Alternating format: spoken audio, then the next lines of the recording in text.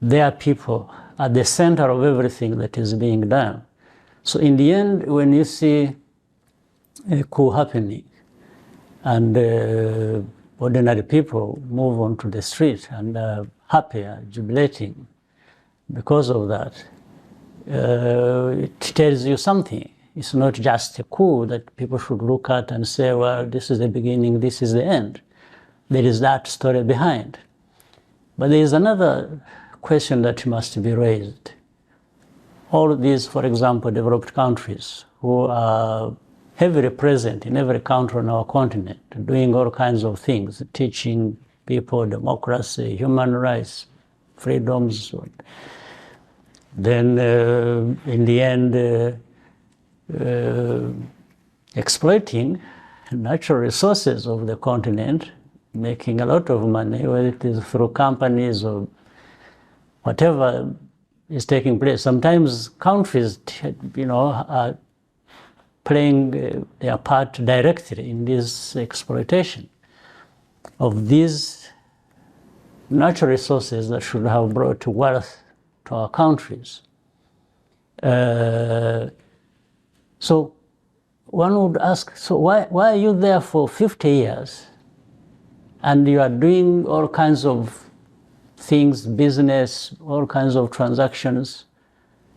For you, you get better for it, but the people of countries where you are doing it remain impoverished, if not even getting worse.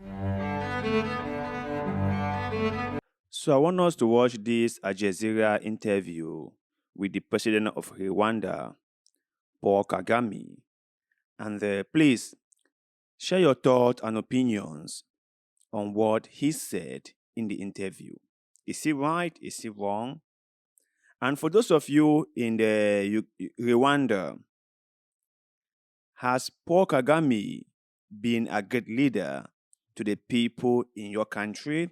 Because from my own opinion and from what I've heard from other media sources, he has been a fantastic leader, someone who has done his best in transforming Rwanda.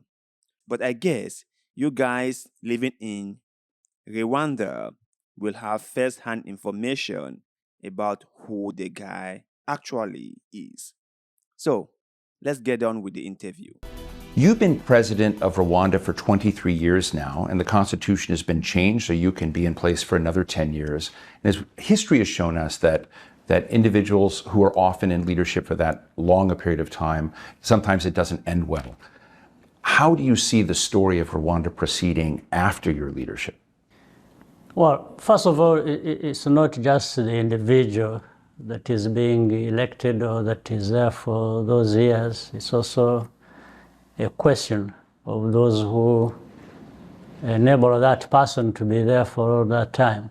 So it's an interaction of choices to make by various sections of our population. It's also, of course, a responsibility of the individual like me. But Rwandans are not just lesser human beings as one may think when they are making that judgment. I think Rwandans are as able to do things and make decisions as they find fit. So that's how I happen to be there. And we have made investments as a country in our people. And at the right time, there will always be somebody to step in. Part of the theory of leadership, I think, in Rwanda is the horrible 1994 genocide of Tutsis by Hutus, that terrible experience that in most societies might have led to disintegration of society, but it created a theory of strong centralized leadership to take Rwanda out of that. As you look forward, is that still the basis of leadership, or do you need to legitimate your leadership in other institutions, in other national stories, if you will? Many things in our country are happening just naturally. They take their own course but of course they build on a number of factors. What is clear is that our society actually did disintegrate in 1994, or even starting a few years before that. But when you had the genocide, the society almost came to a halt and non-existent. So thereafter, we've been building from scratch. People have been coming together. And some of these things are happening out of necessity. When you see the unit of the country that we have been building after that disintegration, if you see the individual roles played across the society, the understanding of everybody's responsibility and having actually ambitions beyond what anyone could have imagined, they come from simply saying, we sank so low, and that's not where we should have been in the first place.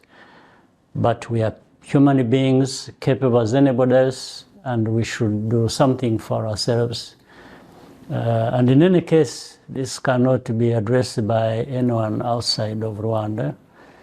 People outside can contribute, but they cannot substitute for Rwandans in addressing our very complex problems. Well, let me ask you, April 2024 is going to be the 30th anniversary of this horrible massacre of people. 1 million people were killed in this genocide. What do you want the future headlines about Rwanda to be beyond that genocide? Well, we have to inevitably remember where we are coming from. That is the history of genocide. But we also have to focus on our future of a united country, a prosperous country, a country that can live, allow its citizens to live normal lives, as we are beginning to see in Rwanda. In fact, if you are ignorant of what happened in our past and came to Rwanda, you would think such a thing never happened. But that is a journey we have to travel, and it's a long journey. But the end point we are driving to is to make sure that there is stability, there is freedom of everyone, there is coexistence, there is, above all, social and economic development that, well, some other parts of the world have taken for granted. The last time I saw you when we were in Kigali, you said you woke up that morning and there was a coup in Gabon. And when you look at the coups that are happening, what do you feel is driving? I know each one of these is different in its own way, but what do you think the primary drivers of this political instability are? For me, it's very simple. And, well, it stems from the fact that the world doesn't learn lessons. As you see, people don't even learn lessons about what happened in our country. What is happening across the countries where coups have been taking place, people should be asking themselves, are these coups just happening, or they're happening for a reason? And that is something that maybe has been ignored in the past for many years and hasn't been addressed. And that is really, what do you do for the development of these societies in these countries? And people have come to take it for granted that Africa is poor and therefore it must remain as such, which is not true, because Africa is actually very rich, both in terms of natural resources, human capital, you can name it. I don't think there's any geographical space in this world that is so endowed with such things to build on as Africa. But in the end, it comes down to governance. How is Africa governed? How do countries govern themselves? And how, if they are doing that, are putting their people at the center of everything that is being done. So in the end, when you see a coup happening and ordinary people move onto the street and are happy, jubilating because of that, it tells you something. It's not just a coup that people should look at and say, well, this is the beginning, this is the end. There is that story behind. But there is another question that must be raised. All of these, for example, developed countries who are heavily present in every country on our continent, doing all kinds of things, teaching people democracy, human rights, freedoms. Then in the end, exploiting natural resources of the continent, making a lot of money, whether it is through companies or whatever is taking place. Sometimes countries, are playing their part directly in this exploitation of these natural resources that should have brought wealth to our countries. So one would ask, so why are you there for 50 years and you are doing all kinds of things, business, all kinds of transactions? For you, you get better for it, but the people of countries where you are doing it remain impoverished, if not even getting worse. That is the same question I have asked again and again and again. How can you be in someone's country? How can you say that you are coming in to help? And after how many years, more than a decade in that country, the help you said you are providing, people cannot see. You said you were coming to bring peace. And after staying in the country for more than a decade, there is still no peace. You are in the country for 50 plus years, and your home country is well developed. But the country you are extracting minerals from is still impoverished. What do you have to say about that? People are seeing it. If our ancestors have been blind towards things like this, the younger generations are seeing it. They are saying that this is unfair. This cannot keep going. You cannot stay in our continent and you exploit us the way you want, and you enrich yourself while we starve and go hungry. This cannot keep happening. It cannot. It has to stop. Africa is not poor. All of us can agree on that. Africa has been mismanaged. The Africans have been misinformed about their continent. And that is why we are having all these problems in Africa. If only the rest of the people in Africa could wake up from this long slumber. If only they could see the Westerners for who they really are. All this infighting in Africa would stop. If only the people in Congo saw the West for who they are. If only the people in Chad saw the West for who they are. All this infighting, all this major rivalry will stop. The West, aka France, in Africa, my brothers and sisters, no good. No good. Let's continue. So this is a question that is that to the French? Is that to the Belgians? Is that to the Americans? Is it the Chinese? All of them, absolutely. Why? Why would you be doing so things worth billions, tens of billions of dollars? Do you think there's a kind of neocolonialism going on now in Africa? I think there is just total confusion. From the beginning, I think colonialism never ended, really. It just changed forms. But I can't also blame others just for it. I think we need to take responsibility ourselves as Africans. Why do we accept such a things to happen? Why do we have almost everything, and that works to benefit others more than we benefit from them? There are different ways of correcting that. Why don't we do that? So, I mean, sometimes you may complain or you may blame the exploiter, but even the exploited should be blamed. I mean, you've been saying that message for a long time. You were chair of the African Union, and you were talking about picking ourselves, meaning African nations, up by our bootstraps, not being dependent, best in promising practices. Yeah. But when you look at the African Union and you look at its inability to stop some of these coups and to kind of look at this broad challenge of the ongoing relationship with the West and China that's just complicated, why is the African Union not more effective?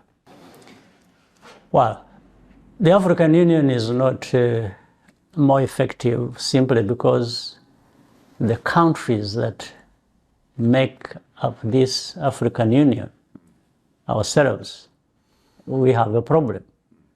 African Union becomes a reflection of the country's problems as we see every day in each country. Are other new organizations like ECOWAS making the AU less relevant? Not really, because ECOWAS was supposed to be, is a regional economic entity. So it really doesn't make it irrelevant. It only maybe reflects the problems that go across the continent. Therefore, as we want to reform the African Union, we also need to be thinking of how do we reform these economic communities, because these constitute a smaller number of countries. You may say 7, 10, or doesn't matter the number, adding to 55. Right. It was a simpler way of saying if we reform the regional economic communities and their functioning well, then it makes it easier for the African Union, the central body that governs the continent, to do better. So we just had a G20 meeting in India, and Prime Minister Modi was very proud of bringing the African Union as a member, as a permanent member of the G20. Do you feel that anything changes for Africa? Are you happy about that move, or do you find it, surface noise? It's a big step. The fact that at least there is that acceptance that Africa can be a member of G20. But it doesn't end there. We have to see how Africa itself performs well for itself, but how it works well with the other members of G20. I think this is where the problem lies, and therefore there is a lot of work to do to make sure that we are there in the G20 to contribute, but also to benefit. Because Africa will always have something to offer if only it was conscious of that and figure out how best to offer what we have to in return for what we need from other people. Let me split this in two. I'm just sort of interested, and you and I have talked about this before, about how you see Western influence in Africa. But I also want to know about the Rwanda story. And you participated in the U.S.-Africa Leaders Summit. And America, the United States, other nations in Europe are trying to up their game. They're worried about China's influence. How do you see Western influence now, both in the continent and in your own country? Well, this is the question I think we have partly answered. There is going to be Western influence, or there's going to be some other influence. But it's going to be minus African influence. So meaning... So it's a zero sum. So this is what it looks like. sounds like, because other people have influence, Africa doesn't have influence. So that means Africa is just there to be influenced by, and then, of course, the fights that go on over the continent, for very obviously for what the continent has. I think my take on that is it should challenge us African leaders and Africans generally. We can't permanently stay in this position of a victim. In the end, by the way, when those powers that have influence, whenever they want, they turn Africa into perpetrators. So on one hand, we're either victims or we are pointed to as perpetrators of different crimes, things like that. Now, to weave in the story of Rwanda, we have to say we are good students of history ourselves. We learn from what has happened to us or what we see happening around us. And given what has happened to us, and at the time we needed anybody's help, it didn't matter who that was. And the West having such a power to really bring to a halt to what was happening in Rwanda, and they didn't. In fact, not only did they not do that, they even doubled up on doing nothing. And also in the background, part of the cause of what happened in Rwanda comes from the West. If you look at the colonial history, and later on, even after when the country got independence, and the different, things that happened, irrespective of the presence of the Western influence or countries in Rwanda, tells us the story that, we've got to really do everything for ourselves and improve our lives and be there to, like any other country or people. And in fact, it is the same mirror image that we have in mind for even the whole continent. Why doesn't the continent say, no, we cannot be like this for this too long?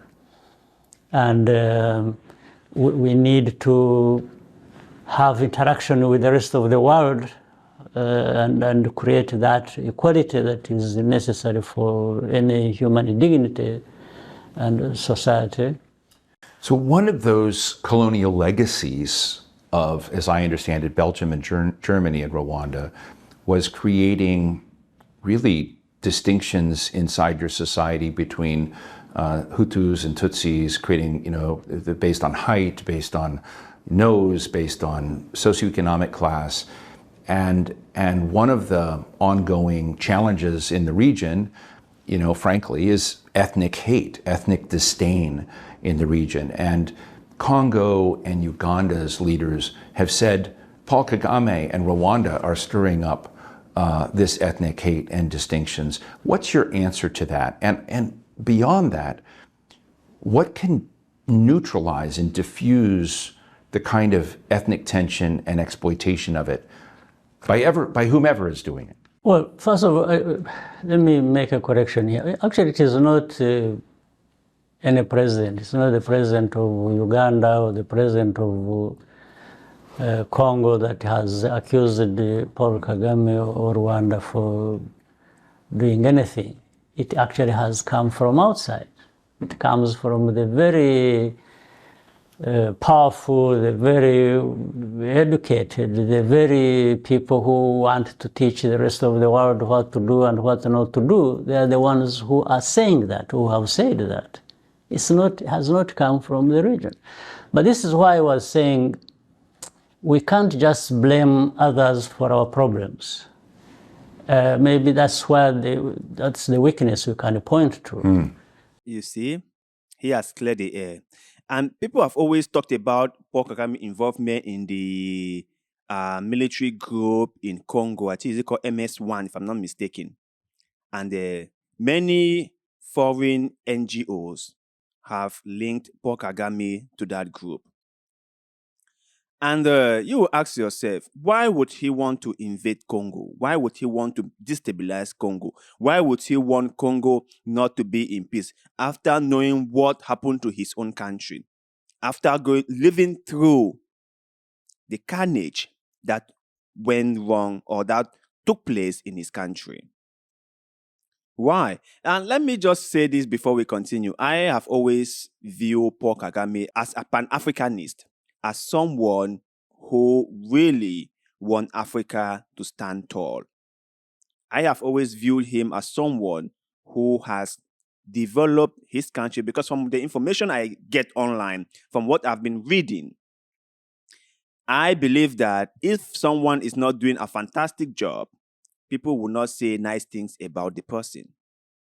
And even though he faced a lot of criticism from here and there, they are only doing so because some of the things they want him to go along with, he has totally rejected them. And so all the West does is trying to create confusion and bring all sorts of human rights violation against him, and also linked him with many forms of activities in the Congo. But let me ask you this simple question, okay? The Congo is a very rich territory. They have a lot of minerals, a lot. Africa does not have factories to process these minerals. Africa does not have a single factory that manufactures killing machines. So where are these groups in the Congo getting their armory from? And where are they selling their minerals? Have someone ever thought about this? Where do they sell the diamonds, the gold, whatever they extract from the Congo? Where are they selling all this? And who is funding them? How are they getting all the killing machines that they are getting? People must start answering these questions. People must start getting smarter. People must start knowing who the enemy really is. All they try to do is set in confusion in Africa. And they understand, like I said before, if there's one policy that has proven to be very, very effective, is the divide and rule policy. This policy is very, very effective. And France has used this policy like forever, and it has always worked out. Divide the people, you conquer them. Pit them against each other, you conquer them. Set in confusion, you conquer them. Tell them one is better than the other, you conquer them. Tell them that the reason you are not happy is because of your neighbor who has collected everything that belongs to you. And let them fight each other. You will conquer all of them. France knows this very well, and France has always used this to their advantage. Divide and rule. Africa must realize this. The reason why Africa was divided into tiny little countries wasn't for the good of Africa. No, it was for the benefit of the colonial masters. They carved out these countries into tiny little pieces. And right now, the border they gave to us are the same borders we are maintaining. And even when some few African leaders are trying or have been trying to have a borderless Africa, some African leaders do not want to hear about it. They want to maintain their colonial borders. It's quite a shame. It's quite a shame. You can see how the divide and rule policy is still going on in Africa very, very effectively. It's still working out. Let's continue. Why should we allow outsiders to plant these ideas of dividing us, and we just take them in and move along with it?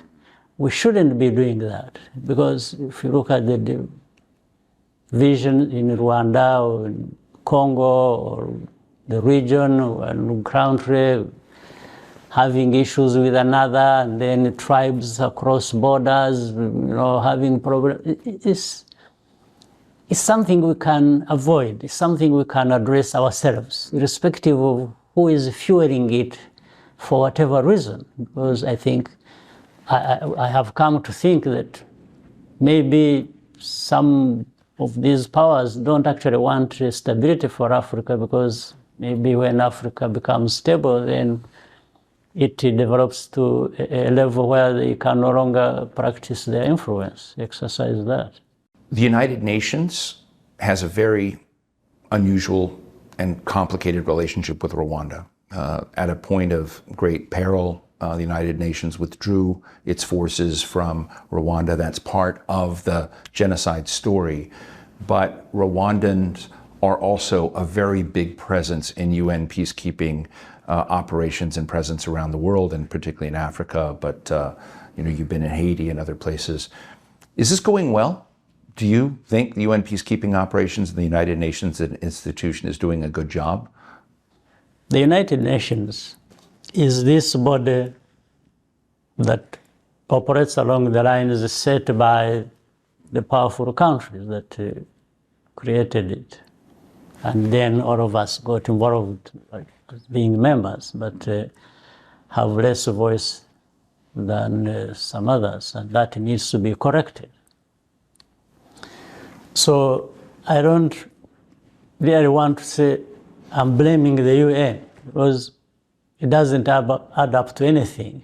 When you say you are blaming the UN, I don't know really what one is talking about, because the UN is just those powerful countries that operate within it and give it direction. So lessons learned from Rwanda is, and along which we try to operate by participating in the UN peace support missions. We're trying to prove a point that actually some of these things, like happened in Rwanda, can be stopped, or can be prevented, or can be managed better, even with few resources. Because like the interventions we have made in different parts, we have made interventions in twofold. One, under the UN, of course, we get involved in peace support operations, but we have also been involved in bilateral missions where we agree with the countries who have... So you're an optimist. This is a positive message. It is a positive, but up to a point, if people are able to learn lessons. And finally, you have a tradition now and culture with strong women in leadership, and that's part of the Rwanda story.